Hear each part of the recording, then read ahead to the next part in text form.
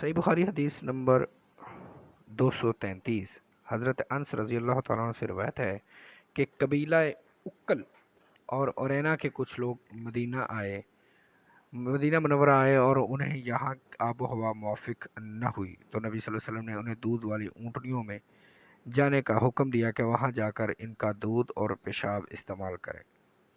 چنانچہ وہ لوگ چلے گئے، اور جب وہ صحت مند ہو گئے تو انہوں نے نبی صلی اللہ علیہ وسلم کے چرواہے کو قتل کر ڈالا اور جانور ہانک کر لے گئے۔ صبح کے وقت رسول اللہ صلی اللہ علیہ وسلم کو جب یہ خبر پہنچی تو آپ نے ان کے تعاقب میں چند آدمی روانہ کیے، چنانچہ سورج بلند ہوتے ہی ان کو گرفتار کر لیا گیا۔